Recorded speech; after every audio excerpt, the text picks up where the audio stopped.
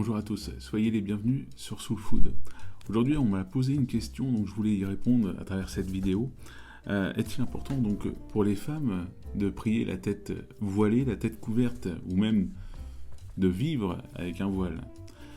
Donc, forcément, je vais m'appuyer sur le texte que Paul dit dans 1 Corinthiens chapitre 11, au verset 3, je vous le lis.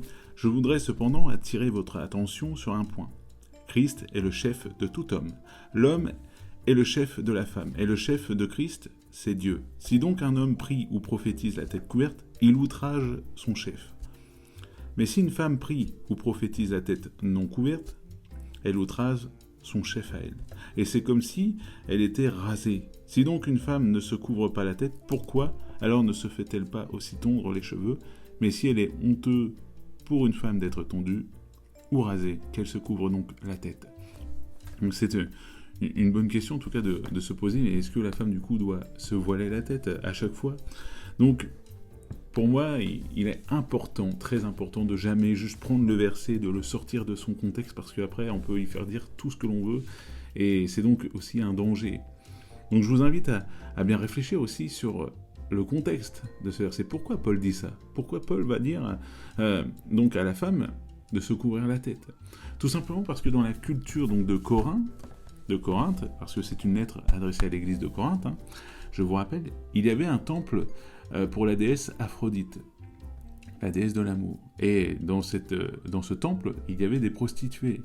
Ces prostituées, on les reconnaissait à un seul truc, c'est qu'ils avaient le crâne complètement rasé. Voilà, ils avaient le crâne complètement rasé, et du coup, alors je ne sais pas si à l'époque il y avait dans cette église des femmes qui peut-être venaient de se convertir ou pas, et ils avaient les cheveux courts. Donc du coup, pour se différencier, pour sortir en fait de cette différence entre le monde et puis l'église, Paul a préconisé à la femme de porter le voile. Mais il y a une autre chose qui est un peu plus spirituelle aussi derrière tout ça, c'est l'autorité. L'autorité donnée par Dieu, parce que Dieu donne à une autorité. Voilà, il y a l'autorité, donc il y a Dieu qui règne, qui lui est le Dieu tout-puissant, et en dessous il y a l'homme qui lui est soumis à Dieu, et en dessous il y a la femme qui est soumise à l'homme et à Dieu. Mais bien sûr, c'est pas une soumission de dire « ouais, moi je suis autoritaire, je suis au-dessus de toi, on pense et tout ». Non, c'est une soumission qui est dans l'amour. Une soumission parce que l'homme est soumis à Dieu, la femme est soumise à l'homme, mais l'homme est aussi soumis à la femme. Et tout cela, ça parle donc d'autorité spirituelle, d'être aussi soumis à Dieu. Donc à travers ça, quand une femme, dans cette église, quand Paul a préconisé en fait de mettre le voile, c'était pour montrer aussi, et à un moment donné il va parler des anges en disant aussi, par rapport aux anges, et ça c'est pour montrer aussi que les anges qui obéissent à Dieu, qui sont soumis complètement à Dieu, et nous qui sommes maintenant disciples de Christ, nous qui sommes aussi soumis à Dieu, il faut l'être aussi en tout temps, être soumis à Dieu, et donc respecter aussi cela. Donc les temps ont changé, on n'est plus dans les mêmes temps, maintenant on est dans une époque où